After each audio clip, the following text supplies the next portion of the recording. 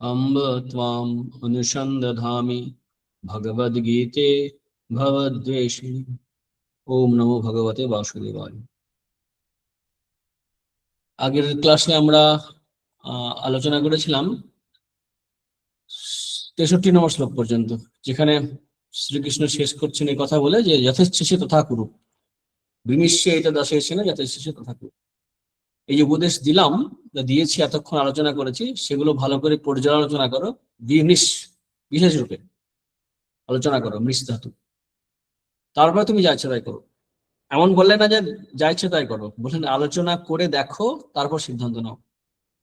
অনেক সময় আমরা বলি না যে আমার শুদ্ধ মনে, আমার সাধারণ মনে এটা আমার হয়েছে তাই এটা করছি, আমার সরল মনে শুদ্ধ মনে। আসলে সরল মন শুদ্ধ মন অত সহজ নয়। আমাদের মনের মধ্যে বয়স বাড়ার সঙ্গে সঙ্গে নানা রকমের সংস্কার জেগে ওঠে, অনেক রকমের জটিলতা কুটিলতা কামনা বাসনা যুক্ত হয়ে থাকি আমরা। সেখান থেকে বেরিয়ে আসার জন্য আমাদের আচার্য এবং শাস্ত্রের উপদেশ অনুসারে চলা উচিত। অর্থাৎ কমন সেন্স যেটা বলা হয় সেটা নয়, শাস্ত্র সেন্স চাই।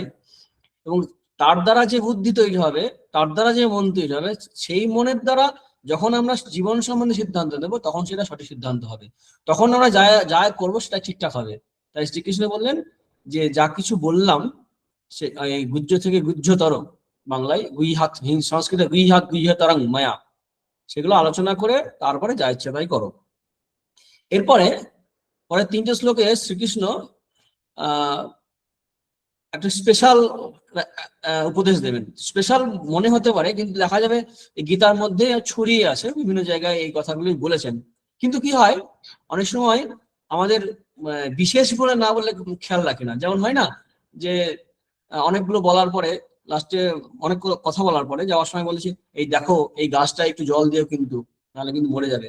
হয়তো দেখা যাবে সারাদিন ধরে বা যতক্ষণ ছিল বলেছে এই গাছটায় জল জল দিবি, এটা এই করবি ওই করবি, সব বলে গেল, কিন্তু ছেলেটা মন দিয়ে শুনবে না। যাওয়ার সময় যখন বেরিয়ে যাচ্ছেন বাবা অফিসে বা মা কোনো কাজে, তখন বলে গেলেন দেখ তোর ছুটির দিন আছে, এই গাছে ভালো করে জলটা দিবি, গাছ না নাহলে কিন্তু মরে যাবে, বা এই গরুটাকে একটু খাবারটা ঠিকঠাক দিবি। এই যে যাওয়ার সময় বা শেষ মুহূর্তে যখন বলছে, তখন আমাদের অ্যাটেনশনটা খুব গভীর থাকে এবং সেটা আমরা করতে তৎপর হই। শ্রীকৃষ্ণ গুছিয়ে এনে এই শরণাগতের কথা বলবেন এখানে, যেটা আগে আগেই বলেছেন অনেকবার। এই একটু আগেই বলেছেন তবে বা শরণাঙ্গ সর্ব হবে না ভারত, এটাও বলেছেন। এছাড়া কোথায় পেয়েছি, আমরা পেয়েছি পঞ্চদশাধ্যায় পেয়েছি, তবে এবার চাঁদাম পুরুষন প্রপদ্যে, এই প্রপদ্যে মানে শরণাগতের কথা ওখানে বলছেন। কিন্তু এখানে বিশেষ করে বলছেন, আরো বেশ গভীর ভাবে বলছেন। টিকাকার শ্রীধরস্বামী বলছেন, অত্যন্ত গম্ভীর গীতাশাস্ত্র অশেষ প্রকারে পর্যালোচনা করতে অসমর্থ অর্জুনের প্রতি কৃপাবশে স্বয়ংই তার গীতার সার সংগ্রহ করে ভগবান 3 শ্লোকে বলছেন। গুহ্য থেকে গুহ্য বিষয়, সর্বগুহ্যতম। এই গুহ্যতম কথাটা, গুহ্যতম গুহ্যতর, এই কথাগুলো অনেকবার বলেছেন, কিন্তু এই সর্ব কথাটা এখন বলছেন। সর্বগুহ্যতমং ভূয় শৃণু মে পরমং বচঃ ইষ্টসি মে দৃঢ়মেতি তত ভক্ষ্যম মিতে হিতম। তুমি আমার অত্যন্ত প্রিয়, তাই তোমাকে মানে সবচেয়ে যেটা মানে টপ সিক্রেট যদি বলি, সেই টপ সিক্রেট তোমাকে মানে রাজ খোল দিতে হুম, টপ সিক্রেট বলে দিচ্ছি।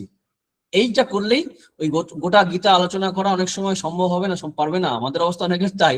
তো সার কথা কি কি করতে হবে, সেই সার কথাটা ভগবান এই এটাই, এটাকে ধরলে আমার 3টে শ্লোক বলা হয়। তা নাহলে 65 এবং 66 নম্বর শ্লোক খুবই গুরুত্বপূর্ণ।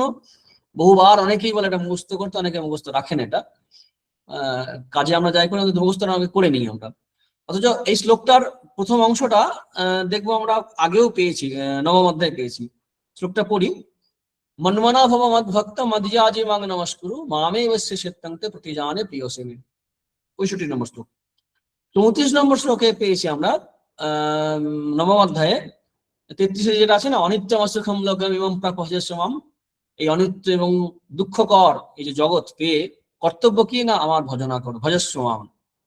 এই ভজস্বমামটাই কিরকম ভজনা করবে, তাই বলেছে 34 নম্বরে, মন্মনা ভব মদ্ভক্ত মদিয়াজি মাং নমস্কুরু মামে বস্যসি যুক্ত এবং আত্মানং মত পরায়ণ।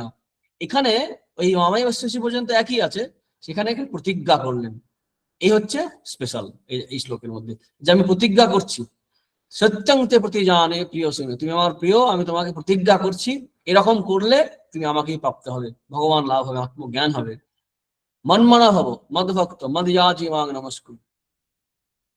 এখন শুধু মনমনা বললেন না, তার সঙ্গে মদ ভক্ত বললেন, মদ ইয়াজি মাং নমস্কুরু। তারপর আমরা পাবো পরের শ্লোকে আছে শরণং ব্রজ। এই কয়েকটা কথা আছে, আর এক ত্যাগের কথা আছে, সর্বধর্ম পরিত্যাজ্য। তো এখানে মনমনা শব্দের অর্থ ভগবানের মন দিলেই কি হয়? হ্যাঁ হয়, কিন্তু ভগবান চাইছেন না যেন তেন উপায়ে মন না দিতে, ভক্ত আকারে এসো, মা শরণাগত হয়ে এসো, মানে ভালো রাস্তা দিয়ে এসো। সব পথেই যাওয়া যায়, অনেক পথেই যাওয়া যায়, কিন্তু না, বলছেন ভক্তির পথ ধরে এসো। যেমন কংস, শিশুপাল, এরাও তো ভগবানকে পেয়েছেন, ভাগবতে আছে, কিন্তু কিভাবে পেয়েছেন না দ্বেষাৎ, ভাগবতের বর্ণনা আছে দ্বেষাৎ, ক্রোধ, এইসব লোভাত সবই আছে, কামাত। তো সব সব থেকেই ভগবানকে পাওয়া যাবে সবভাবেই, কিন্তু ভগবানের তন্ময় হতে হবে, তৎময়, তন্ময় হতে হবে, তাহলে ভগবানকে পাওয়া যাবে। কি হয়েছে, আমরা যখন বন্ধু হয় কেউ, তখন তাকে যা চিন্তা করে তার থেকে বেশি ডিপ ইন্টেন্সিটি এবং ডেন্সিটি যেটা বলা হয়, সেটা অনেক বেশি হয় শত্রুর ক্ষেত্রে। মজা করে আমরা বলতাম যে বন্ধু তো 8 ঘন্টার হতে পারে অফিসে টফিসে গিয়ে, কিন্তু শত্রু হচ্ছে হোল টাইম, খেতে শুতে উঠতে বসতে ঘুমাবার সময় তার কথা মনে হবে, কিভাবে তার ক্ষতি করা যায়, কিভাবে সে আমার ক্ষতি করতে পারে, এই চিন্তা থাকে। কংসের ক্ষেত্রে আমরা সেরকম দেখি। তো এই কংস শিশুপাল যারা আছে তারা মনমনা, কিন্তু মদ ভক্ত নয়।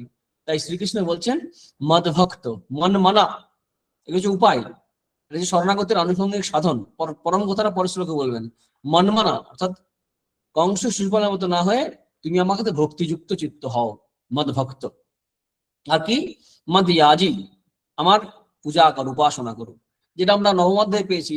একটু আগে বলছিলাম যে এই সবগুলোই আমরা আগে পেয়েছি। বিশেষ করে বলছেন কি না পত্তং পুষ্পং ফলং ভক্ত রয়েছে, আমরা পেয়েছি নবম অধ্যায়ে। সেই সেই ভগবানকে পূজা করা, উপাসনা করা। আর শুধু শুধু কি আমরা এর দ্বারাই করতে পারি পূজা, পত্রপুষ্প ফুল দিয়ে? না, সবকিছু দিয়ে। একটু আগে আমরা পেয়েছি একটা শ্লোক, মানে এই অধ্যায়ে, যে সকার মানা তমভ্যর্চ, অথবা নবম অধ্যায় পেয়েছি ইয়াদ করে সেই যাদাসনাসী, যা কিছু কর্ম করি, খাওয়া দাওয়া থেকে শুরু করে, বা বিখ্যাত শ্লোক পেয়েছি আমরা চতুর্থ অধ্যায়ে, যে ব্রহ্মার্পণ ব্রহ্ম হবি, মানে সবকিছু কর্মকেই ভগবান অর্পণ করা, ব্রহ্মার্পণ করা। এই যে ভাব, এই ভাবনার দ্বারা অথবা ফল পুষ্প দ্বারা মদয়াজি, আমার উপাসনা করো। আর কি, মাং নমস্কুরু, আমাকে নমস্কার করো। নমস্কার মানে কাই মনোবাক্য প্রণত হওয়া, নম ধাতু থেকে এসছে, নম, নত হওয়া। এখানে অহংকার অভিমান ত্যাগ করার ব্যাপার আছে। তোমার পত্র পুষ্প ফল ইত্যাদি না থাকতে পারে, টাকা পয়সা না থাকতে পারে, পূজার উপকরণ নেই, নমস্কার করো। শুধু কায় মনোবাক্যে, ষষ্ঠাঙ্গ হোক বা যেভাবে শরীর অনুসারে যেভাবে হোক, তাতে নত হয়ে অহংকার অভিমান ত্যাগ করলে, তার শরণাগত হলেই তাকে পাওয়া যাবে। মা মেয়েও এসেছি, তিনি প্রতিজ্ঞা করে বলেছেন সত্যাঙ্গতে প্রতি জানে, এমন সত্য প্রতিজ্ঞা করছেন, সত্য প্রতিজ্ঞা।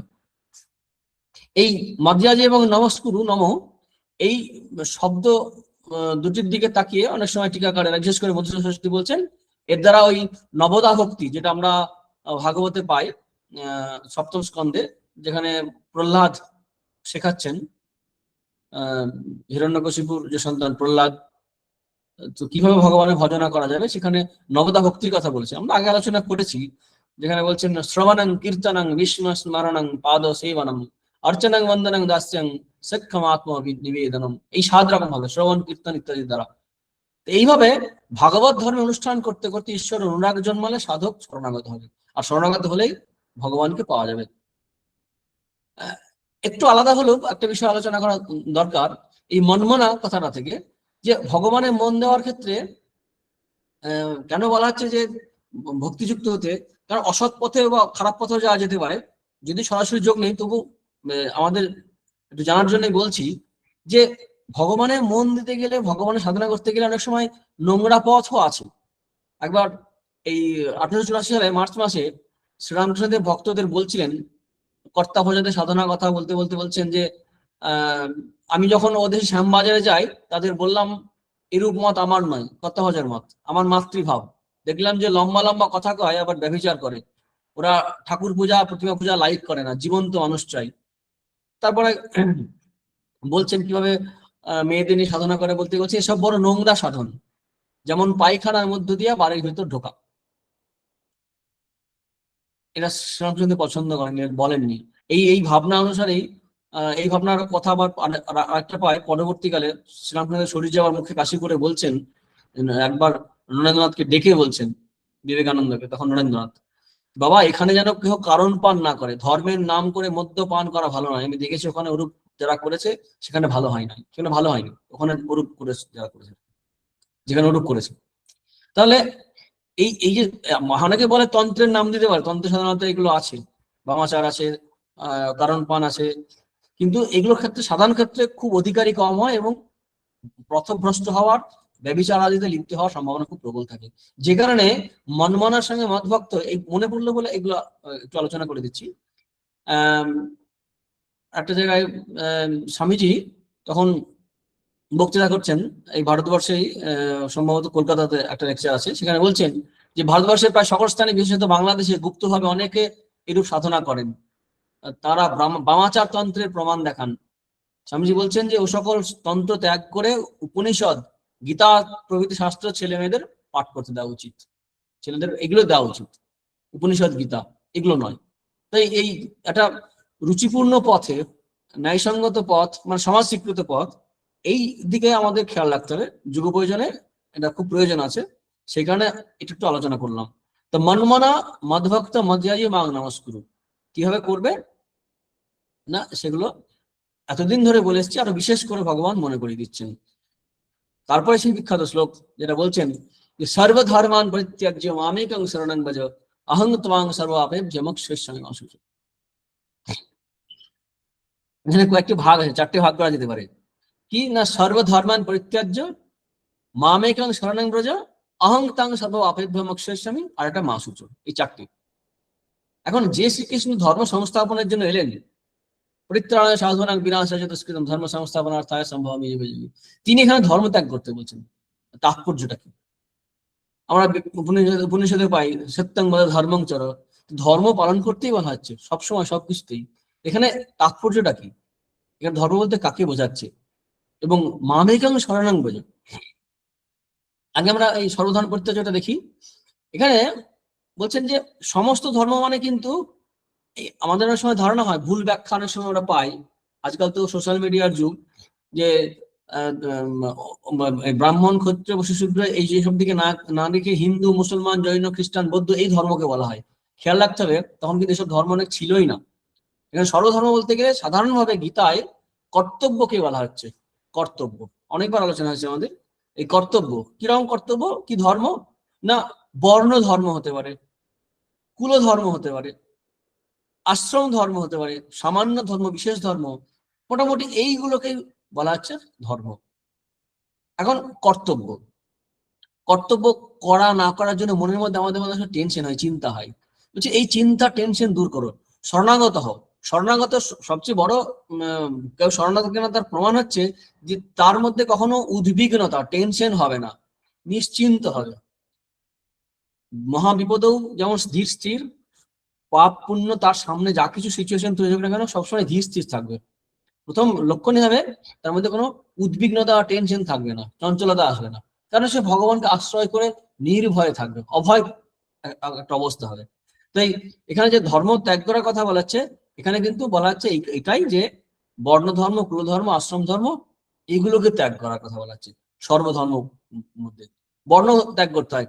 এই যে বর্ণ বোধ, আশ্রম যে বোধ থাকে, যে আমি ব্রহ্মচারী, আমি সন্ন্যাসী, আমি গৃহস্থ, তারপর আমি ব্রাহ্মণ, আমি ক্ষত্রিয়, এই বোধ ত্যাগ করতে হবে। তা না হলেও ভগবান লাভ হবে না, আত্মজ্ঞান হবে না। সর্বধর্মান, সর্ব কথাটা এখানে বলছেন, যেটা আগে বলছিলাম সর্বগুইজম। অন্য জায়গায় ধর্ম কথা বলেছেন, কিন্তু এখানে সর্ব কথাটা বলছেন, অর্থাৎ সব কিছু ত্যাগ করে ভগবান শরণ নেওয়া। আমাদের মনে পড়ে শ্রীরামকৃষ্ণদেব গদাধর চট্টোপাধ্যায় দক্ষিণেশ্বর সাধন করছেন, তখন তার ভাগিনী হৃদয়রাম দেখছেন যে মামা তার পৈতে খুলে দিয়ে ধ্যান করছে। তখন জিজ্ঞাসা করলেন যে তুমি ব্রাহ্মণের পৈতে, কত সৌভাগ্য ব্রাহ্মণ ঘরে জন্ম হয়, আর তুমি এটা ত্যাগ করে ধ্যান করছো। বলছে ওরে যাওয়ার সময় এবার তুলে নেবো, পড়ে নেবো, এটা সরিয়ে রেখেছি এই কারণে যে আমি ব্রাহ্মণ, অন্যের চেয়ে বড়, এই অভিমান বোধ আসবে, তাই এটাকে সরিয়ে রেখেছি। অষ্টপাশ, কুলশীল মা ইত্যাদি আছে, এই অষ্টপাশ ত্যাগ না করলে হবে না। এই সন্ন্যাসের অভিমান, ব্রাহ্মণ ক্ষত্রিয় অবশ্য শূদ্রের অভিমান, এই অভিমানও ত্যাগ করতে হবে। তবেই সেটা হবে ঠিক ঠিক মানে স্বধর্ম, ধর্মত্যাগ। ধর্মত্যাগ বলতে এটাই বলা বলা হচ্ছে। এটা সবটাই মানসিক ব্যাপার বেশিরভাগটাই। কিন্তু যদি কোনো বাহ্যিক আচরণ মানসিক ব্যাপারে সাহায্য করে, সেটাও যদি অধর্মের মানে অনৈতিক না হয়, সেটা অবলম্বনীয়। আর একটা ধর্মের অর্থ বলা হয় যে ধর্ম হচ্ছে যে কোনো কর্ম করি না কেন আমরা কায়মনা বাক্যের দ্বারা, তার একটা ফল ফলবে। পুণ্য কর্মের দ্বারা পুণ্য ফল হয়, সেই ফলও ত্যাগ করা। শঙ্করাচার্য তিনি তার গীতা ব্যাখ্যায় বলতে অদ্বৈত পক্ষে ব্যাখ্যা করেছেন। উনি বলছেন যে ধর্মের সঙ্গে অধর্মও ত্যাগ করার কথা বলা হচ্ছে। অর্থাৎ আত্মাতে তো কোনো কর্ম নেই, জীবাত্মার যে স্বরূপ সেখানে কর্ম নেই। তাই ধর্ম অধর্ম সব, ধর্মাধর্ম সব কিছুই ত্যাগ করে ভগবানের শরণ নিতে হবে, মানে শরণ নিতে হবে বা জ্ঞান অর্জনের চেষ্টা করতে হবে। শঙ্করাচার্য যেটা বলছেন, মহাভারত শান্তি পর্ব হচ্ছে ত্যাগ ধর্ম অধর্মাঞ্চ, মানে ধর্ম অধর্ম ত্যাগ করার কথা বলতে হবে।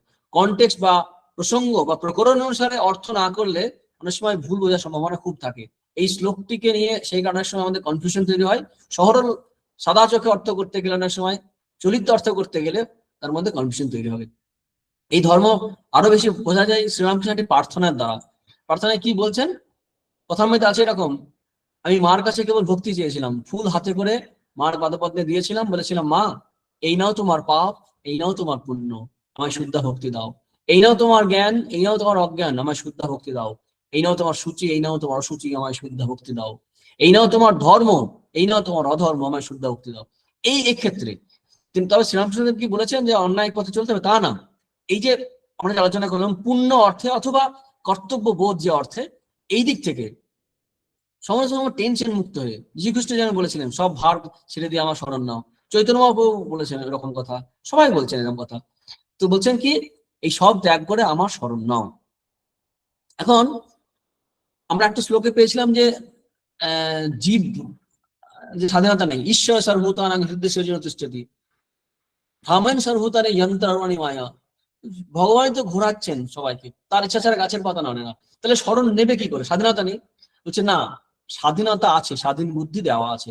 শ্রীরামকৃষ্ণদেবের কথা মধ্যে পাই যে স্বাধীন বুদ্ধি তিনি দিয়ে রেখেছেন, নাহলে পাপের বৃদ্ধি হতো। যে স্বাধীন বুদ্ধি দিয়ে রেখেছে মানে স্বাধীনতা আছে। তিনটে স্তর, একটা হচ্ছে স্বাধীনতা আছে, আমরা স্বাধীনভাবে কাজ করি, তাহলে সাধনও তো হবে না। সাধন কেন করতে বলছেন শাস্ত্রে, কেন বলছেন আচার্যরা অবতারেরা যারা আছে সাধন করার কথা? কারণ স্বাধীনতা আছে আমাদের, অর্থাৎ স্বাধীনতা বোধ দেওয়া আছে। বাস্তবিক স্বাধীনতা নেই, কিন্তু স্বাধীনতার বোধ একটা দেওয়া আছে, মিথ্যা বোধ। এই স্বাধীনতা দেওয়া আছে, এই বোধটা যে আছে, এই কারণেই আমাদের দৈনন্দিন জীবনও চলছে। বিচার ব্যবস্থা থেকে শুরু করে আমাদের উন্নতির চেষ্টা, সমাজের জগতের কল্যাণের চেষ্টা করছি, কেউ পাপ করছে কেউ পুণ্য করছে, এই স্বাধীনতা বোধ আছে বলেই তো। আর তার জন্য তো বিচার হয়, নাহলে বিচারও হতো না। এই স্বাধীন বোধ আছে, এটা হচ্ছে প্রথম স্তর। এই দ্বিতীয় স্তর হচ্ছে কি, এই স্বাধীন বোধের দ্বারাই স্বাধীনতাটা কিভাবে কাজে লাগাবো? ওই যে অনিত্যম সুখম লোকম এম ভজস্বম মনমন ভগবান ভক্ত মধ্যে যেমন নমস্কুরু শরণাঙ্গত। এই যে শরণ নিতে হবে, তার ভজনা করতে হবে, এটা হচ্ছে কর্তব্য। ভজস্বম কর্তব্য। এই অনিত্য অসুখকর জগৎ পেয়ে জীবের কর্তব্য কি? যে ভগবানের শরণ নেওয়া, ভগবানের ভজনা করা। এই স্বাধীনতা দ্বারা সবই করতে হবে, কিন্তু নিশ্চয়ই সৎ পথে থেকে, তাহলে সেই গোহত্যা গল্পের মতো হয়ে যাবে। শ্রীরামকৃষ্ণের কথা মেতে আছে। তো সবই আমরা করব, কিন্তু মনে মনে জানতে হবে তোমার কর্ম তুমি কর্ম লোকে বলে করি আমি। অর্থাৎ যা কিছু করছি তাকে নিবেদন করা। না হং না হং তুহু তু, শ্রীরামকৃষ্ণ এটা বলতেন বারবার, যে আমি নই, আমি নই তুমি। আমরা যে কাজ করছি, যে তোমারই দেওয়া অহং বুদ্ধিতে, আমিত্ব বুদ্ধিতে দিয়ে, তোমারই দেওয়া পরিবেশে আমি এই কাজটা করছি। এই কর্ম এবং কর্মের ফল, কর্তৃত্ব বুদ্ধি সব তুমি নাও। এই প্রতি মুহূর্তে না হাং তুহু তুহু, আমি নই তুমি, এবং আমি তোমার শরণাগত। এই শরণাগত হয়ে এই আমি নয় আমিকে তোমাতে পর্যবেসিত করা, এই এই একটা আসবে। তাহলে একটা হচ্ছে একটা বোধ, প্রথম স্তর। দ্বিতীয় স্তর হচ্ছে এই সাধনা। তৃতীয় স্তরে অনুভব হবে, অনুভূতির একটা স্তরে দেখবে যে তার ইচ্ছা ছাড়া গাছের পাতাও নড়ে না, তার ইচ্ছা ছাড়া কিছুই চলে না। এই আমি বোধ তিনি, তখন বোঝা যাবে যে আমি সাধন করছি, এই সাধন করছি, এই বোধটাও তিনি দিচ্ছেন, আমার সাধন তিনি করিয়ে নিচ্ছেন।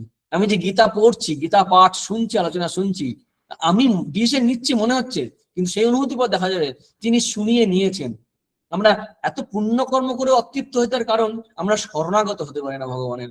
ভগবানের শরণাগত হয়ে যে কোনো পুণ্যকর্ম ভালো কর্ম করি না কেন, তাতে আমাদের মনে শান্তি এসে যায়, তৃপ্তি এসে যাবে, নির্ভরতা আসবে, টেনশন মুক্ত হওয়া যাবে।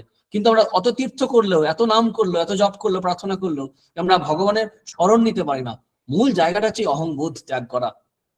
এটা হচ্ছে, এই অহং থেকে তো সবকিছু কর্তৃত্ব বুদ্ধি, সেই কারণে সেখান থেকে আমাদের ধর্ম অধর্ম যা কিছু করছি, এই অহংকে ভগবানের কাছে নিবেদন করা, এটা হচ্ছে খুব গুরুত্বপূর্ণ। এই সাধনার দ্বারা এটাই সাধনার শেষ পর্যায়ে এটা করতে হয়। এটা হচ্ছে সর্বধর্মান পরিত্যাজ্য এবং শরণাং ব্রজ বলা হলো। এখন প্রশ্ন হচ্ছে মামেকং শব্দটা নিয়ে সমস্যা হয় অনেক সময়। গোড়া ব্যক্তিরা যেহেতু গীতা শ্রীকৃষ্ণ বলেছেন, তাই অনেকে বলে শ্রীকৃষ্ণকে একমাত্র ভজনা করতে হবে। এটা কিন্তু শ্রীকৃষ্ণের বলা তাৎপর্য নয়। শ্রীকৃষ্ণ পরমেশ্বর ভগবান, কৃষ্ণই একমাত্র মুক্তিদাতা এরকম নয়। আবার বলে কালী মুক্তিদাতা, এরকম আছে কথা আমি আমরা পড়ছিলাম একদিন, যে বলছেন যে শ্রীকৃষ্ণ মুক্তি দান করে। তখন যিনি কালী ভক্ত শাক্ত, তিনি বলছেন ঠিকই তো, মা রাজরাজেশ্বরী তিনি কি মুক্তি দেবেন, ওই জন্য কৃষ্ণ বেটাকে রেখেছেন। এগুলো মজা করে বলা হয়, কিন্তু ঘটনা তো এরকম যে এটা নয়। মূল তত্ত্ব কি? যিনি ভগবান তিনিই কৃষ্ণ, যিনি ভগবান তিনি রামচন্দ্র, তিনি কালী, তিনি দুর্গা, তিনি চৈতন্য মহাপ্রভু, তিনি শ্রীরামকৃষ্ণদেব। ব্রহ্ম স্বরূপে আরূঢ় হয়ে ভগবান এই কথা বলেছেন, বিয়োগস্থ হয়ে বলেছেন এটা। আর যার যিনি ইষ্টদেব বা দেবী, তিনি মুক্তিদানে সমর্থ। শিব, দুর্গা, রাম, কৃষ্ণ, মহাপ্রভু, শ্রীরামকৃষ্ণ, এরা হচ্ছে ব্রহ্ম সমুদ্রের একটি তরঙ্গ। মায়াকে বা শক্তিকে অবলম্বন করে নামরূপের অন্তরালে সেই সচ্চিদানন্দই আছেন। এই কারণে যে আপন আপন ইষ্ট, তাকে ধ্যান করলে, তাকে জপ করলে, প্রার্থনা করলে সেখানেই যাবে। একটা রাস্তা দিয়ে যেতে হবে, একটা পথ, আপন আপন ইষ্ট হচ্ছে একটি পথ, সেই পথ দিয়ে পরম তত্ত্বে পৌঁছানো। ভেদটা সাইকেলের স্পোক যেমন আসে দূরে হয়ে, যত দূরে যায়, যত মানে সেন্টার থেকে দূরে যায়, তত ডিস্টেন্সটা বাড়তে থাকে, কিন্তু যত এগিয়ে যায় এক পয়েন্টে গিয়ে মিলে যায়। তেমনি কিন্তু যদি এই স্পোক থেকে এই স্পোকে লাফালাফি করি, তাহলে আমরা কখনোই পৌঁছাতে পারবো না। তাই নিষ্ঠা প্রয়োজন। এই ইষ্ট নিষ্ঠা দৃঢ় করার জন্য ভগবান এই কথাটা বলেন যে আমাকেই স্মরণ নাও। অনেক সময় হয় আমাদের 5টা দেবতা নিয়ে মানে চাটনি খাওয়ার মতো বা অম্বল চাখার মতো করে নিয়ে বেড়াই। বলছেন না, একটাতে নিষ্ঠা সহকারে থাকো, অন্যেরা তারই রূপ, এই বোধে দূর থেকে নমস্কার বা সদ্ভাব বজায় রাখা। কিন্তু ওই বাড়িতে এসে নিজের, যেমন শ্রীরামচন্দ্র গল্প বলছেন যে গরুর পাল যখন মাঠে চড়তে যায়, সব একাকার হয়ে যায়, কে কার গরু কোন বাড়ির বোঝা যায় না। যখন ফিরে আসে ঠিক আপন আপন বাড়িতে ফিরে আসে। তেমনি আমরা সমস্ত ধর্ম মহৎপথ লোকের সঙ্গে আমরা মিলেমিশে থাকবো, কিন্তু যখন ঘরে ফিরবো তখন সম্পর্ক আমার ইষ্টের সঙ্গে হবে। তার দ্বারা একসময় এমন অনুভূতি হবে, তখন দেখবো সবার মধ্যে তিনিই আছেন। শ্রীরামচন্দ্র আরো উদাহরণ দিতেন যে যেমন স্বামী দেবর প্রতি সবার সেবা করছে, কিন্তু স্বামীর সঙ্গে অন্য সম্বন্ধ, এই একটা ভাব বোঝার জন্য বলছেন। এটা হচ্ছে ইষ্ট নিষ্ঠার জন্য প্রয়োজন। তাই ভগবানের এই দুটি দিক অনেক সময় মিসআন্ডারস্ট্যান্ডিং হয় আমাদের, যে সর্বধর্মান পরিত্যাজ্য মামেক এবং শরণং ব্রজ, এর তাৎপর্যটা আমাদের বোঝা প্রয়োজন। আমরা রামায়ণে পাই, রামায়ণে যখন যুদ্ধকাণ্ডে আছে, বিভীষণ শরণাগত হতে আসলো, তখন সবাই না না করছে, তখন শ্রীরামচন্দ্র বললেন, আমি রেখেছি সামনে স্ক্রিনে এই শ্লোকটি, সকিদপি প্রপন্নায় তবাস্মিতি ইয়াচতে অভয়ং সর্বভূতেভ্য দদাম্যে এতং ব্রতং মম। আমি সবাইকে অভয় দেব, সমস্ত ভূতকে, সমস্ত জীবকে, এটা আমার ব্রত। একবারও যে আমার শরণাগত হয়, সকিদপি একবারও, প্রপন্নায় তব অস্মিতি, আমি তোমার হলাম। যেমন আছে না, গৌর তোমার হলাম বলে নাচো বাহু তুলে। তো এই শ্রীকৃষ্ণ শ্রীরামচন্দ্র বলছেন যে আমার শরণাগত হয়, আমি তাকে অভয় দান করি, অভয়ং সর্বভূতেভ্য। যীশু খ্রিস্ট বলেছেন যে যারা সংসারের ভারে ক্লান্ত হয়ে আছো, তারা বোঝা ফেলে দিয়েছে আমার কাছে নাও। আমরা পরবর্তীকালে শ্রীরামকৃষ্ণদেবের যে দুটি স্তোত্র পাই, শ্রীরামকৃষ্ণদেব পড়েছিলেনই বাস্তবেই, অনেককে স্মরণ দিয়েছেন, গিরিশ ঘোষ থেকে শুরু করে রসিক মেথড, আমরা দুটো বিখ্যাত উদাহরণ পাই এগুলোর মধ্যে। অনেকে উদাহরণ অনেক জানি না আমরা। স্তোত্রে বিবেকানন্দ লিখেছেন এরকম, যে খণ্ডনভাব যেটা আছে, যে নিষ্কারণ ভক্তের শরণ তাই জাতি কুলমান। ভক্তের স্মরণ অকারণ জাতি কুল মান ত্যাগ করে স্মরণ দিচ্ছেন। এছাড়া আরেকটি স্তোত্র আছে, ওম হ্রিম মৃতম বলে শুরু হয়, সেখানে প্রত্যেকটা স্ট্যান্ডার শেষের দিক আছে তস্মাৎ তমেব শরণং মম দীনবন্ধু, অর্থাৎ তুমি আমার সেহেতু শরণাগত ভগবান, এরকম বর্ণনা আছে। তো এই ভগবানের শরণা মানে শুধুমাত্র কৃষ্ণ নয়, শুধুমাত্র রামকৃষ্ণ নয়, বা চৈতন্য মহাপ্রভু নয়, আপন আপন ইষ্টের শরণ নেওয়া। আর আমাদের যে ইষ্ট মন্ত্র থাকে, যে জপের মন্ত্র থাকে, সেই মন্ত্রের যে বীজ এবং মন্ত্র দুটো আলাদা থাকে, নাম থাকে আর বীজ থাকে। এর তাৎপর্য হচ্ছে ভগবানের সর্বব্যাপিত্ব রূপের কথা ওখানে বলা আছে। সবকিছুর মূল, জগৎ সংসারের মূল সেই ভাবনা ওই বীজ মন্ত্রের মধ্যে থাকে। মন্ত্র নাম, নাম এবং বীজের মধ্যে থাকে। নামটা হচ্ছে মানে তার ইষ্টের নাম, বীজ বীজের মধ্যে থাকে। তো যে যে মধ্যেই যাক না কেন, সে গিয়ে মূল একটা জায়গাতেই দাঁড়াচ্ছে। এটা হচ্ছে আমাদের যে পেলাম তাৎপর্য, সর্বধর্ম প্রত্যেজে মামেকাং শরণং ব্রজ। এবার একটা গুরুত্বপূর্ণ বিষয় আমাদের খেয়াল রাখতে হবে, যে এই নির্ভরতা কিন্তু হট করে আমরা করতে পারি না। মুখে বলতে পারি, এই দুর্বলের দ্বারা কিন্তু নির্ভরতা হয় না, প্রচন্ড শক্তির প্রয়োজন। মানে আমি ভগবানের শরণ নিয়েছি, যা করছি যা হচ্ছে তিনি আমাকে মানে হাত ধরে চালাচ্ছেন, পথ ধরে চালাচ্ছেন, আমার কল্যাণের জন্য সবকিছু করছেন, তিনি যা করেন মঙ্গলের জন্য, এই বুদ্ধি আমরা রাখতে পারি না। যখনই বিপদে পড়ি তখন নিজেই প্রতিকার করতে চাই। শরণাগত কিন্তু নিজে প্রতিকার সেই অর্থে করতে যাবে না। সেটা রঙ্গনাথ মহারাজ সুন্দর বলেছেন এই গীতা ব্যাখ্যায় তিনি, যে দুর্বলের আনুগত্য স্বীকার নয়, সবলের আত্মনিবেদন। সবার আত্মনিবেদন। একটা ভালো বই আছে তার, ডিভাইন গ্রেস, ভগবত কৃপা, আমাদের ত্রয়োদশ সংঘাধ্যক্ষ। তো সেখানে উনি দেখিয়েছেন যে একটি ফুল কুঁড়ি কিন্তু ভগবানের পায়ে দেওয়া হবে না, কুঁড়ি কুঁড়ি নয়, ফুলটাকে ফুটিয়ে তারপরে ভগবানের পায়ে দিতে হবে। তো আমাদের সাধনার ক্ষেত্রেও, আমাদের ব্যক্তিত্বের ক্ষেত্রে প্রথমে একটা বাচ্চা ছেলের মধ্যে আমি বোধ অনেক সময় প্রকট হয় না, ব্যক্তিত্ব বোধ জাগ্রত করতে হয়, তাকে প্রশংসা দিয়ে, কাজ দিয়ে, দায়িত্ব দিয়ে, তার মধ্যে যখন ব্যক্তিত্ব বিকশিত হলো তখন তার সে ভগবানের শরণ নেবে। এটা হচ্ছে বিকশিত ব্যক্তিত্ব। ঠিক ঠিক, বিকশিত ব্যক্তিত্ব। অবিকশিত অপ্রস্ফুটিত ফুল প্রস্ফুটিত হলো। আর এমনি সহজভাবে আমরা শরণাগত হতে পারি না, মুখে বলতে পারি, কিন্তু বিপদ যখন আসে তখন শ্রীরামকৃষ্ণের কথায় পাখি হরিনাম করে, কিন্তু যখন বিপদ হয় তখন আবার সে একা একা শুরু করে দেবে। পারি না আমরা। একটা উদাহরণ শ্রীরামকৃষ্ণ দিতেন, যে সাধন ভোজনের একদম শেষে যখন নিজের অসামর্থ্যতা বোধে, মনে মনে প্রাণে বোধ হবে, তখনই সে শরণ নেবে, তার আগে নিজের চেষ্টা থাকবে। এরকম আছে একটি গল্প, একটি পাখি জাহাজের মানে বসার আগে অকুল সমুদ্রে হারিয়ে গেছে, চারিদিকে কোনো কুল কিনারা খুঁজে পাচ্ছে না। একবার এদিকে যাচ্ছে, উত্তর দিকে কোথাও দেখতে পাচ্ছে না, এটা উত্তর দিকে না তাও বুঝতে পারছে না, দক্ষিণ দিকে কোনো দিকে দিক পাচ্ছে না। হঠাৎ দেখলো একটা জাহাজ আসছে, তখন দেখলো যে এই জাহাজটা তো নিশ্চয় কোনো পাড়ে লাগবে, আমি পার পেয়ে যাব। জাহাজের মাছ তুলে বসে বললেন। তখন সমস্ত হাত পা ক্লান্ত হয়ে গেছে, মানে ডানা ক্লান্ত হয়ে গেছে। এই সাধারণ ভোজনকে বলা হয় ডানা বেদনা করা। নিজের প্রচেষ্টা, নিজের সংগ্রাম প্রচন্ড করে করতে হয়, তবেই শরণাগতির ভাব আসবে। কারণ তার প্রথমে কিন্তু শ্রীকৃষ্ণ শরণ নিতে বলেননি, কিন্তু একদম প্রথম দিকে আমাদের মনে আছে প্রথম কথা শ্রীকৃষ্ণের গীতায়, ক্লৈবং মাসগমা পার্থ নাই তত্ত্ব প্রবদ্ধতে, আছে না, আমরা পেয়েছি। এটা তোমার শোভা পায়নি, মানে কৃপতাকে আশ্রয় করো না। তারপরে আর বলেছেন, মাঝখানে বলেছেন, তসমাৎ উত্তিষ্ঠ কন্থায় কন্তে যুদ্ধায় প্রতি নিশ্চয়, যুদ্ধের জন্য ওঠো, উদ্ধারের আত্মা নাত্মনা ঔষধের। শেষে এসে শ্রীকৃষ্ণ বলছেন যে আমার শরণ নেওয়ার কথা। অর্থাৎ প্রথমেই বলছেন না শরণ নাও। ঈশ্বর শরণতা হচ্ছে সকল শাস্ত্রের পরম রহস্য। এই কারণে ভগবান এই শাস্ত্র বাক্যের যে সিদ্ধান্ত আমরা পাই, তাতেই ভগবান শাস্ত্রের সমাপ্তি টেনে আনছেন, কারণ এরপর আর উপদেশ কিছু নেই। এই সর্বধর্মের প্রত্যয়, এই শ্লোকটাই গীতার উপসংহার বাক্য, ঈশ্বর শরণতা। শ্রী অর্জুন চেয়েছিলেন সন্ন্যাসী হতে চায়, কিন্তু সন্ন্যাসী হলেই আত্মজ্ঞান হবে বা ভগবান লাভ এমন নয়। সন্ন্যাসীর ফল যে মোক্ষ, তাও কিন্তু ভগবানের কৃপাতেই আসবে, ভগবানের শরণাগতিতেই আসবে, কারণ সেখানে সন্ন্যাসের অভিমানও ত্যাগ করতে হবে। অর্জুন সন্ন্যাসের অধিকারী ছিলেন না, অধিকারী ছিলেন না, অনধিকারী, তাকে তো উপদেশটার প্রশ্নই ওঠে না। এখানে বর্ণাশ্রম ধর্মকে উপেক্ষা করে অর্জুন বলছিলেন না ভিক্ষা করে খাবো, বলছেন যে না, সন্ন্যাস ত্যাগ করতে হবে, কারণ আশ্রম ধর্ম, বর্ণ ধর্ম সব ত্যাগ করতে হবে, ধর্মের অর্থকে বুঝতে হবে। সেই তখনই তুমি ঠিক ঠিক শরণাগত হতে পারবে। শরণাগতি ছাড়া জ্ঞান বা মুক্তি ভক্তি কিছুই হবে না। আর একটা অর্জুনের প্রশ্ন ছিল যে এই যে আত্মীয়দের বধ প্রভৃতি করছি, এর জন্য পাপ হতে পারে তো?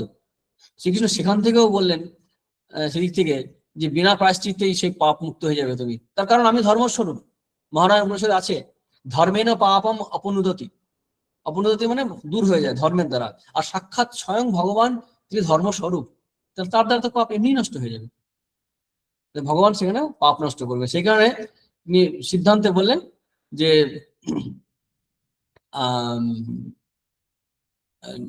সমাসূচক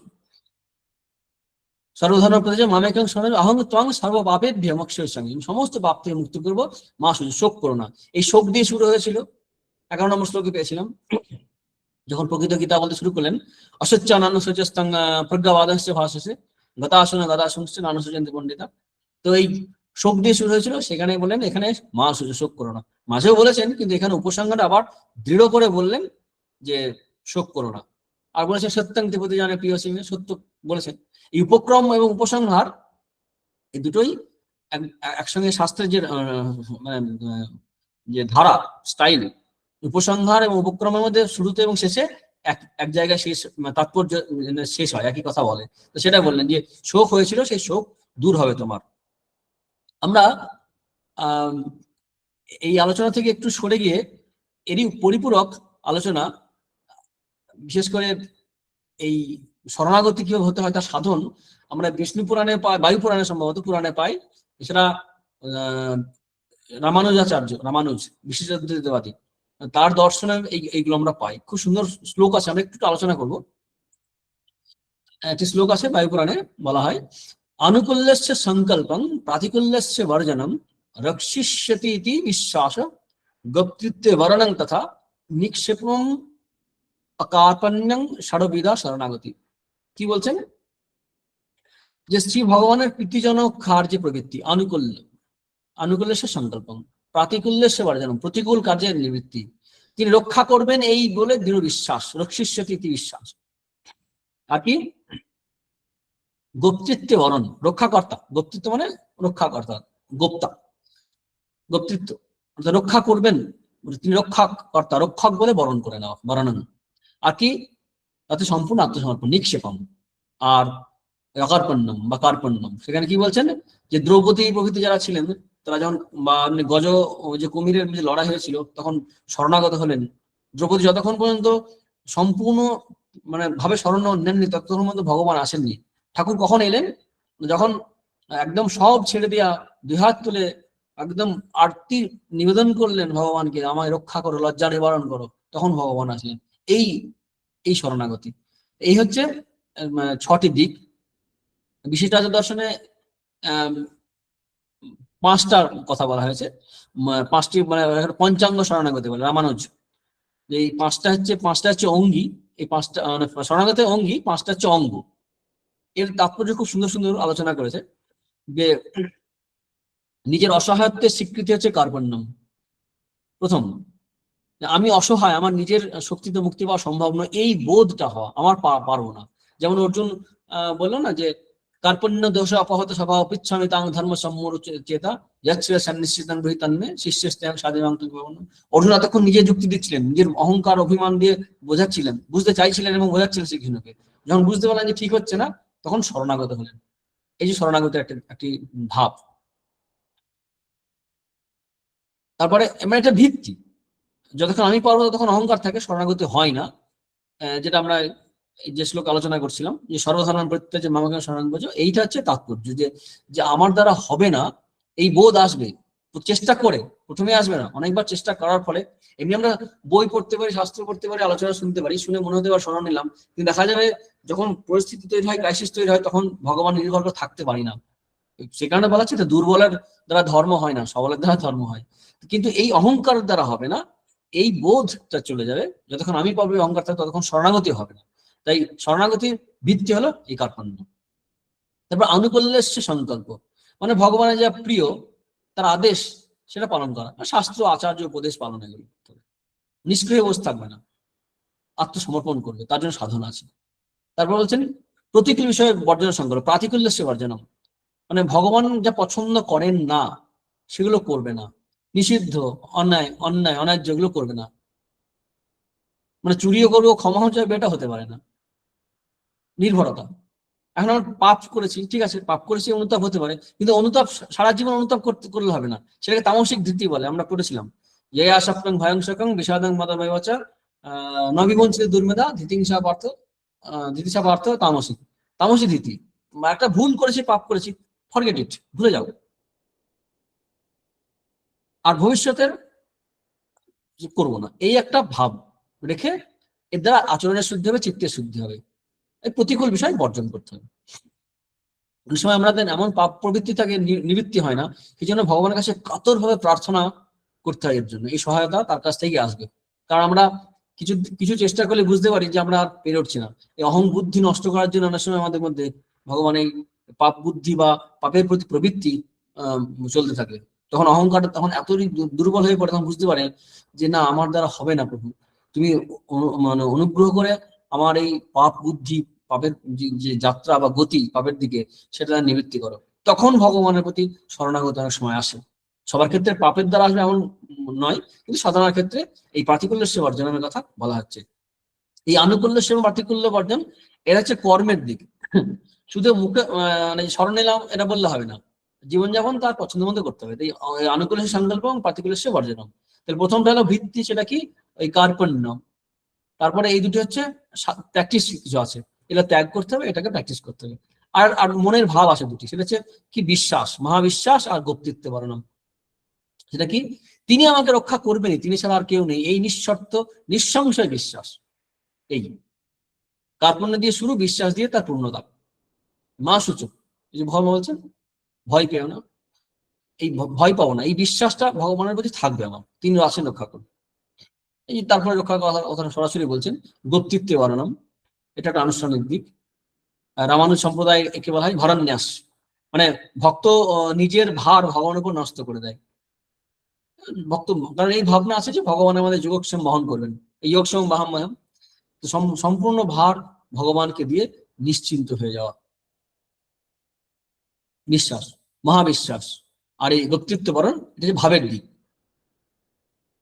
এই পাঁচটা অঙ্গ, এটা মিলিয়ে হচ্ছে শরণাগতি।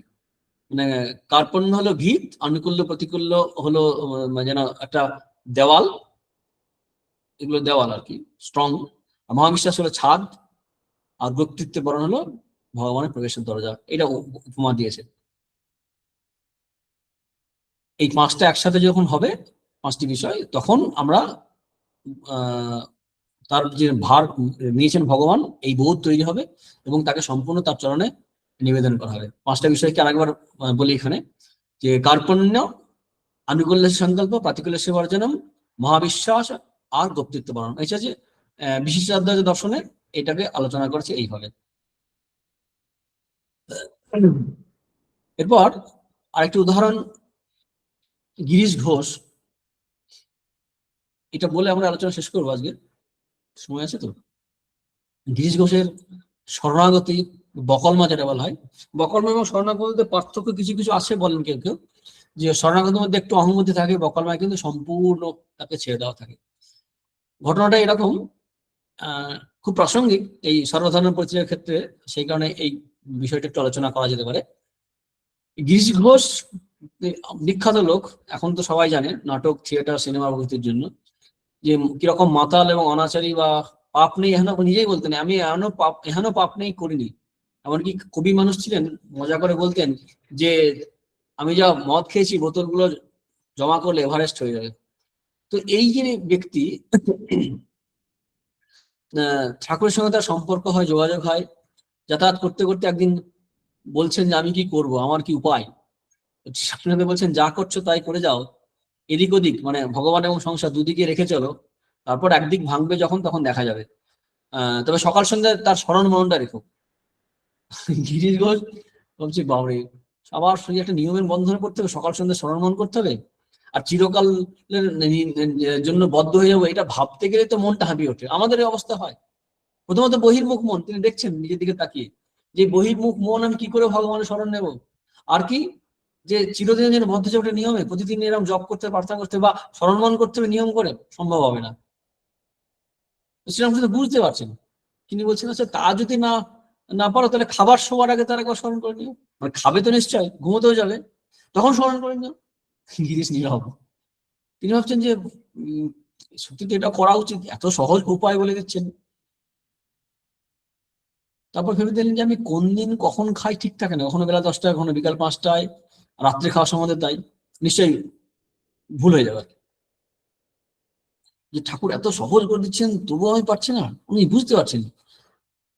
ঠাকুর চেয়ে আসেন তার দিকে, থাকতে থাকতে বলছি, তুই বলবি তাও যদি না পারি, আচ্ছা তবে আমার বোকাল মাদের।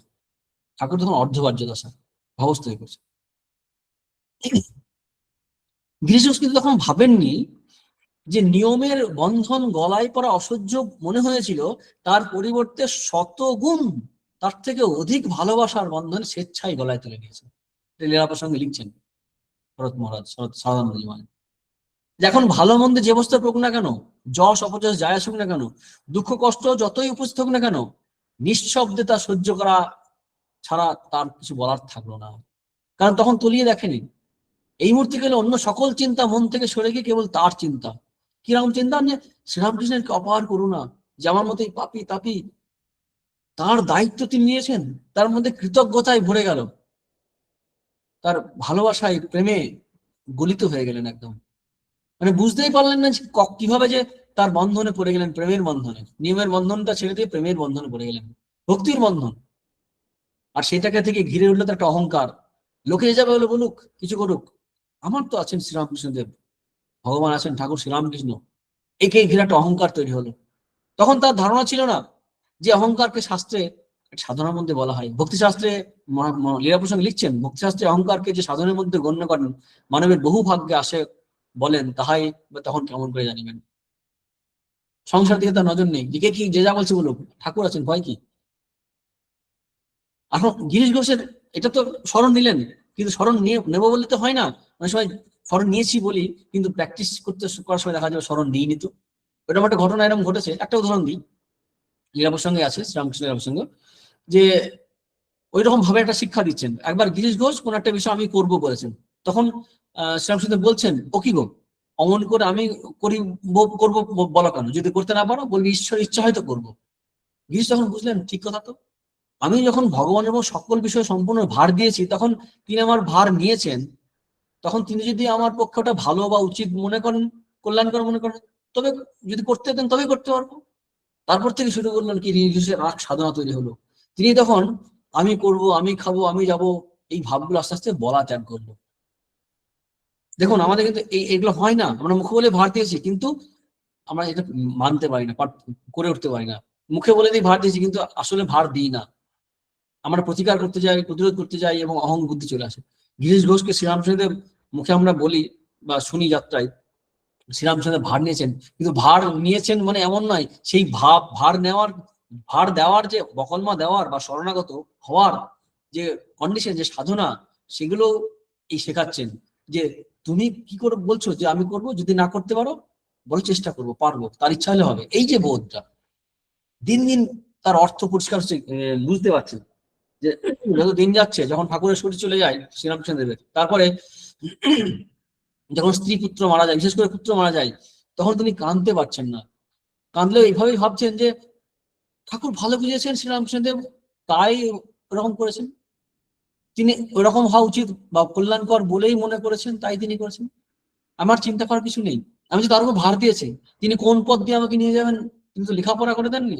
তিনি যে পথ দিয়ে নিয়ে যান, আমাকে বিরক্ত হওয়ার তো উপায় নেই, আমি তার উপর ভার দিয়েছি তো। এই বোধ এসে যাচ্ছে, আর তার উপর নির্ভরতা এসে যাচ্ছে। যত দিন যাচ্ছে তত তার বকল মাদের অর্থ বুঝতে পারছে। লীলা প্রসঙ্গ আছে, একবার প্রশ্ন করাচ্ছে, তখন উনি বললেন, শ্রীযুক্ত গিরিশকে জিজ্ঞাসা করিলে বলেন, এখনো ঢের বাকি আছে, বকলমা দেওয়ার ভিতর যে এতটা আছে তখন কি তা বুঝেছি। মানে শরণাগত আমরা যে আলোচনা করছি আজকের ক্লাসে, এখন দেখি যে সাধন ভোজন জপ তপ রূপ কাজের একটা সময়ের অন্ত আছে, কিন্তু যে বকলমা দিয়েছে তার কাজের অন্ত নাই। তাকে প্রতি পদে প্রতি নিঃশ্বাসে দেখতে হয়, তার উপর ভার রেখে তার জোরে পাটি নিঃশ্বাসটি ফেললে নেই হতচ্ছাড়া আমিটার জোরে সেটি করলে।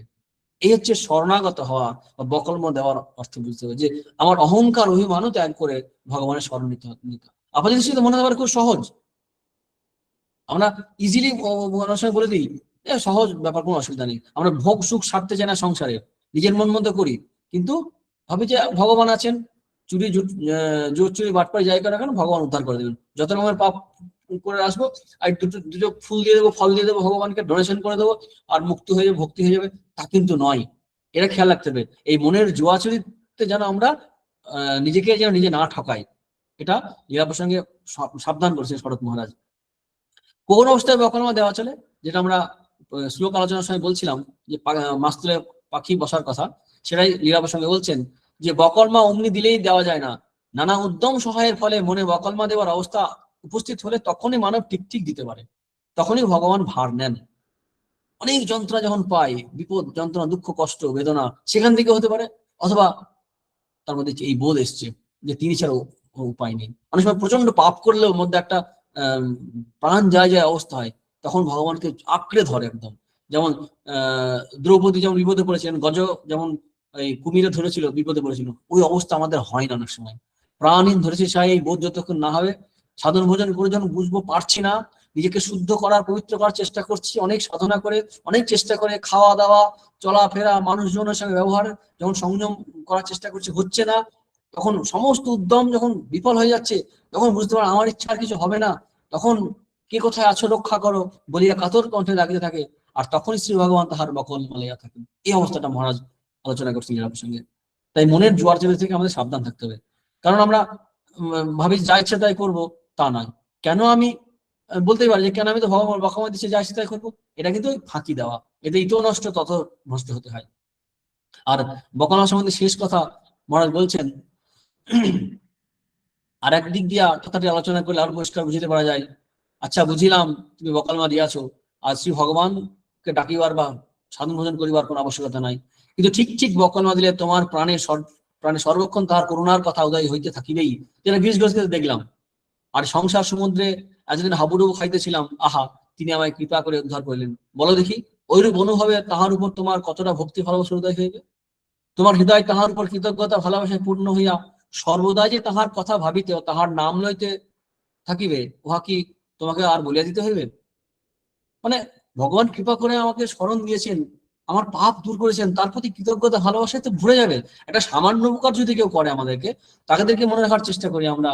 আহ আর যিনি আমার ইহজন্ম পরজন্ম মানে পরকাল ইহকালের সমস্ত দুঃখ যন্ত্রণা দূর করে দিচ্ছেন, তার প্রতি ভালোবাসা কৃতজ্ঞতা হবে না?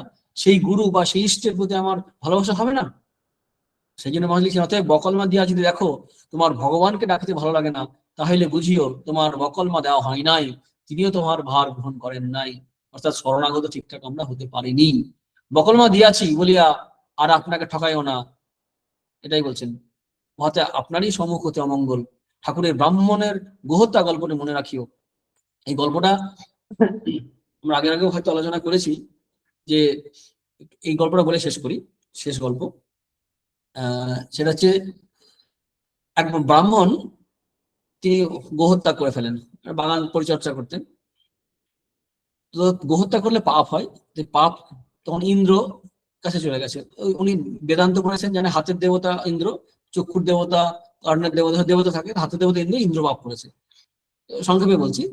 তো পাপ চলে এসছে, তো এই একটা ব্রাহ্মণের ছদ্মবেশে এসে তার সঙ্গে ঘুরছে, ঘুরতে ঘুরতে হচ্ছে, বা এইসব বাগানগুলো এত সুন্দর ফুল কে করছে, আমি করেছি, এটা কি করছে, সব বলছে আমি করেছি আমি করেছি।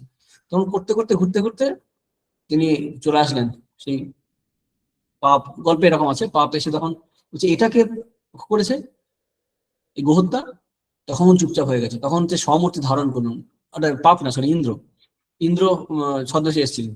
বুঝছো, মানে এই ফুল গাছ লাগানো, ভালো ফুল ফলানো, যা কিছু আমি করেছি, হাতের দেবতা আমি করেছি। আর যখন প্রশ্ন উঠলো গোহত্যা করছে, তখন হাতের দেবতা ইন্দ্র ইন্দ্র করেছে, ফুল ফলানোর সময় আমি করিনি। তখন তার মধ্যে পাপ প্রবেশ করলো। গল্পটার ভাবনা এরকমই, যে সবকিছুর হয় তাকে সবই দাও, পাপ পুণ্য সবকিছু দাও, যেমন শ্রীরামচন্দ্র বলছেন, এই নাও তোমার পাপ, এই নাও তোমার পুণ্য, আমার শুদ্ধা ভক্তি দাও, এই নাও তোমার ভালো, এই নাও তোমার মন্দ, আমার শুদ্ধা ভক্তি দাও। এই হচ্ছে গল্প, সার সংক্ষেপে বলা হলো। এই শরণাগত হওয়া ভগবানের কিভাবে হওয়া যায়, তা উপদেশের শেষ ভগবানের উপদেশ।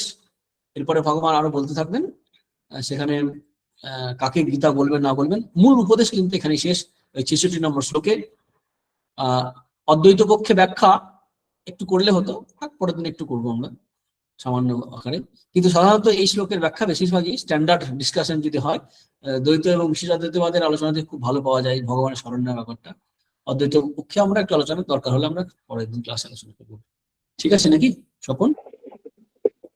হ্যাঁ মহারাজ, এতক্ষণ আমরা আলোচনা শুনলাম। হয়তো শ্লোক পাঠ আজকে খুবই কম হলো, কিন্তু শ্লোকের মর্মার্থ যেভাবে আজকে আলোচনা হলো, সেই আলোচনাকে সার সংক্ষেপ করার মতো ক্ষমতা আমার আর নেই। কেননা এত অপূর্ব ভাবে আলোচনা হয়েছে, আমি মন্ত্রে মুগ্ধের মতো শুনেছি। আশা করি সকলেই আমরা এই ক্লাস থেকে অনেক কিছু জানতে পেরেছি। মহারাজ খুব সুন্দরভাবে এই প্রধানত দুটি শ্লোক খুব সুন্দরভাবে উপস্থাপন করেছেন। যে বিষয়গুলির মধ্যে মূলত ছিল গুহ্যতম তত্ত্ব, মানে সমস্ত গীতার গুহ্য এবং গুহ্যতর যে বিষয়গুলি আগে আলোচনা হয়েছে, আজকে তার তম অবস্থা, মানে একেবারে সর্বশ্রেষ্ঠ অবস্থা শুনলাম। সেখানে আমরা দেখলাম যে শ্রী রামকৃষ্ণ এবং স্বামীজির আলোকে এবং নানান শাস্ত্রের আলোকে মনমনা এবং মদ ভক্ত এই দুটি শব্দের যে কিরূপ তাৎপর্য হতে পারে সে বিষয়ে অপূর্বভাবে আমরা শুনেছি। এবং ধর্ম শব্দ, ওই যে 66 নম্বর শ্লোকে আছে সর্বধর্ম পরিত্যাজ্য, এখানে এই ধর্ম শব্দটির এক অপূর্ব অনির্বচনীয় ব্যাখ্যা আমরা শুনলাম, এবং তার বিস্তৃত ব্যাখ্যা দ্বারা আমরা সকলে উপকৃত হয়েছি, সকলে সমৃদ্ধ হয়েছি। তাছাড়া সব শেষে এই শ্লোকে আমরা দেখলাম যে এই যে মামেকম শরণম বজ, অর্থাৎ শরণম অর্থাৎ শরণাগতি বিষয়ে বিভিন্ন শাস্ত্র মুখে মহারাজ আলোচনা করলেন, এবং শরণাগতি যে 5টি অঙ্গ, সে বিষয়ে 5টি বা 6টি অঙ্গ সে বিষয়ে আলোচনা করেছেন। এবং সর্বোপরি শ্রী রামকৃষ্ণ দেবের নানান কথা থেকে, নানান গল্প থেকে, এবং বিশেষ করে গিরিশ ঘোষের সঙ্গে ঠাকুর রামকৃষ্ণ দেবের যে কথোপকথন, এবং অন্যান্য বিভিন্ন রামায়ণ টামায়ণ প্রভৃতি বিভিন্ন জায়গা থেকে তিনি এই দুটি শ্লোককে অপূর্বভাবে ব্যাখ্যা করেছেন। মহারাজ আমি আজকে একেবারে হারিয়ে গেছি, দাবাস মেয়ে গীত লাগে না হারিনা পশভঙ্গিত, এরকম হয়ে গেছে আর কি। আমি ঠিক বুঝিয়ে বলতে পারছি না যে কেমন অপূর্বভাবে আমরা শুনেছি। তো যাই হোক, আমি আর সময় নষ্ট করবো না, আমরা প্রায় শেষের দিকে এসেছি। এখন আমি আমাদের ভক্ত শত্রুমণ্ডলীকে অনুরোধ করব, তাদের অন্তরে যদি কোনো জিজ্ঞাসা থাকে গীতা সম্পর্কিত, তাহলে আপনারা নিঃসংকোচে উপস্থাপন করতে পারেন। আজকে কিন্তু গীতার ক্লাস শেষ, শরণাগতি, এরপর উপসংহার ক্লাস হয়তো আর একদিন হবে। হ্যাঁ তো সেইভাবে ক্লাস তার ইচ্ছাই হয়েছে, বলবো ভালো। হ্যাঁ হ্যাঁ, ঠিক আছে। এখন যদি আপনাদের কারো কিছু জিজ্ঞাসা বা কোনো কিছু মতামত থাকে, আপনারা নিঃসংকোচে উপস্থাপন করতে পারেন।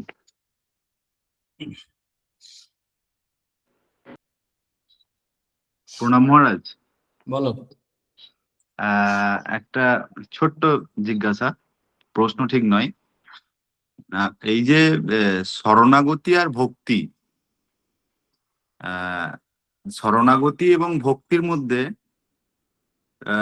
দুটো কি মানে শরণাগতি এবং ভক্তি কিভাবে সম্পর্কিত, না দুটো একই জিনিস?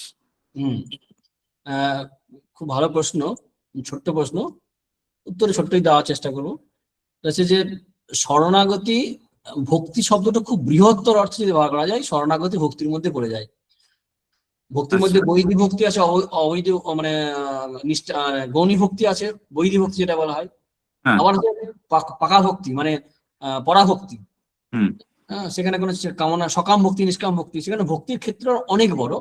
শরণাগতি নিষ্কাম ভক্তির মধ্যেই পড়বে, যেখানে কিছু চাওয়া পাওয়া থাকবে না, সম্পূর্ণ নিবেদন ভগবানকে সমর্পণ করা শরণাগতি। থেকে শরণাগতি হচ্ছে ভক্তির একটা অংশ, কিন্তু এটাই চূড়ান্ত। যেমন গোটাটাই বেদ, কিন্তু উপনিষদকেই মানে বেদের সার বলা হয়, বেদ বলতে বেদান্ত বলতে ওই উপনিষদকে বলা হয়, কিন্তু সবটাই বেদ।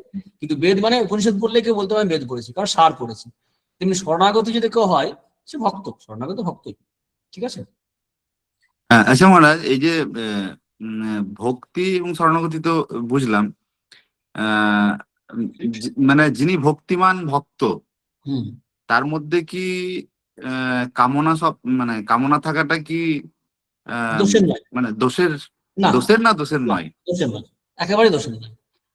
কামনা দোষের নয়। ধ্রুব গেছিল রাজ্যের জন্য, ওই বিমাতা সুরুচি আর সুনীতি দুইজন আছে না, উত্তরপ্রদেশ স্ত্রী। তো ওই সুরুচি বলেছিল যে ভগবানের তপস্যা করে যদি কখনো আমার গর্ভে জন্মাস, তাহলে তুই রাজা কোলে বসতে পারবি। তো ওই ওতে চলে যায় তপস্যা করতে, নারদ গাইড করেন, ওম নমো ভগবতে বাসুদেবা যেটা জপ করে তিনি সিদ্ধ হওয়ার পর তিনি রাজ্য পান। কিন্তু যখন দর্শন পেলেন ভগবান, তখন বলছেন যে না, আমি কাজ করতে এসে যখন আমি হীরা পেয়েছি, আমি হীরে চাই, কাজ চাই না, রাজ্য চাই না। তো শুরুটা কামনা দিয়ে হোক না কেন, প্রথমত ভগবানকে মানুক, বিশ্বাস করুক, তার প্রতি ভক্তি হোক। আত্ম জিজ্ঞাসা অর্থার্থে জ্ঞানী যে ভারতবর্ষ, সপ্তম অধ্যায় পেয়েছি আমরা। হুম হুম হুম হুম। ওটা অর্থার্থী, মানে কামনা থাকা একেবারেই দোষের নয়, কিন্তু সেই কামনার বিষয় যেন অন্যের ক্ষতি না করে। অনেকে অন্যের ক্ষতির জন্য কামনা করে, তপস্যা করে, সেটা আচ্ছা যেন, আচ্ছা আচ্ছা। হুম সেটা ভক্তির ধারে কাছে আসবে না, সেটাকে ভক্তি বলা হবে না। অর্থাৎ আমার শরীর খারাপ, শরীরের জন্য ভগবানের প্রার্থনা করব, আমার সংসারে অর্থের প্রয়োজন আছে, অর্থের জন্য ভগবানকে ডাকতে পারি, হুম কোয়ালিটির দিক থেকে হয়তো সেটাকে বেস্ট বেটার এসব হতে পারে, কিন্তু হুম সেটা ভক্তির মধ্যেই পড়বে। উদারা হুম সরকারি বেদ, এটা এরাই ভালো, সবাই ভালো, কিন্তু হুম। জ্ঞানীতে আত্মবিমতম, এই জ্ঞানীর হচ্ছে ঠিক ঠিক শরণাগতি হয়, মানে ভগবানের ভক্তিটা হয়। এটা আচ্ছা, আমরা অনেক আলোচনা করেছি, ঠিক আছে। ঠিক আছে মহারাজ, খুব সুন্দর উত্তর। প্রণাম মহারাজ।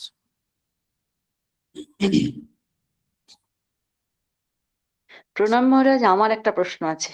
হুম প্রশ্ন হলো, আহ একটা প্রশ্ন আর একটা মন্তব্য। মন্তব্যটা আমার ঠিক কিনা আমি বুঝতে পারছি, মানে মন্তব্য বলবো না, আমার একটা ধারণা আর কি, জিজ্ঞাসা সেই অর্থে।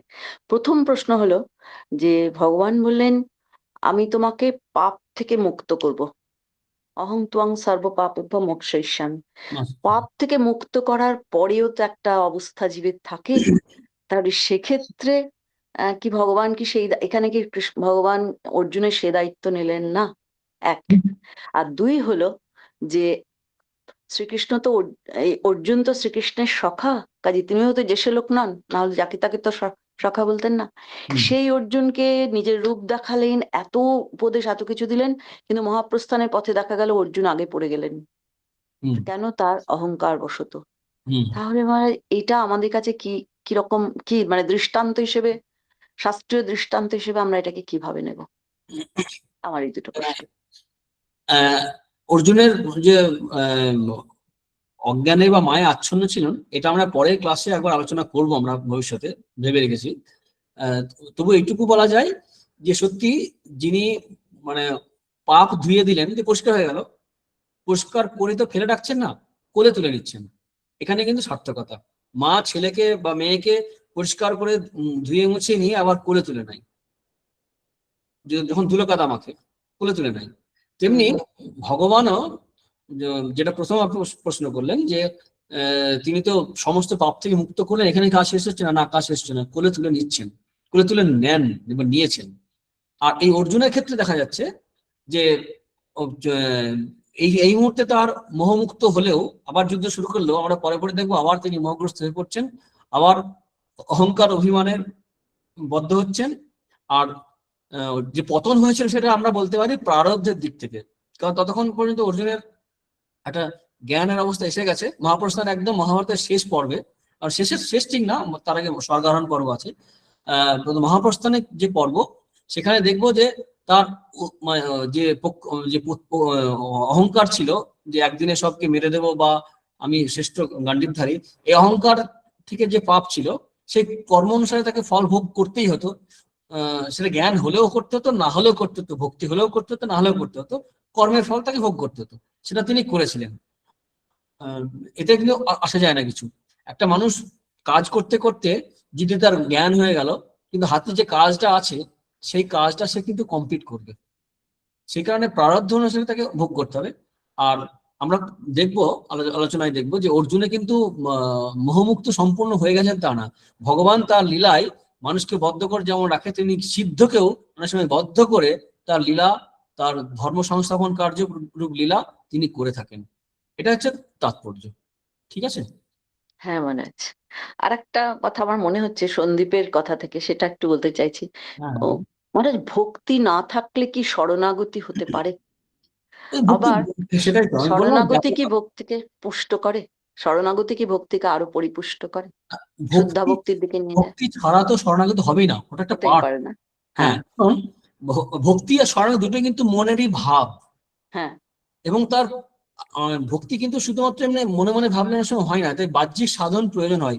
যেমন আমরা মুখে বলি না মনে মনে ভগবানকে চিন্তা করবো, কিন্তু অনেক সময় হয় না, বাস্তবে খানিকটা করলে মনে সহায়ক হয়। যেমন আমি যে পোশাক পরি, শ্রীরামচন্দ্র বলতেন যে যেরকম পোশাক পরে যে পরিবেশে থাকে তার স্বভাব সেরকম হয়ে যায়।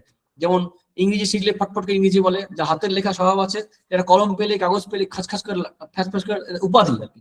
ঠিক তেমনি বাইরের উপাধির দ্বারা আমাদের মনের ভাব বদলে যায়। আমরা যেন পোশাক পরি সেই অনুসারে আমাদের মনের সংস্কার তৈরি হয়।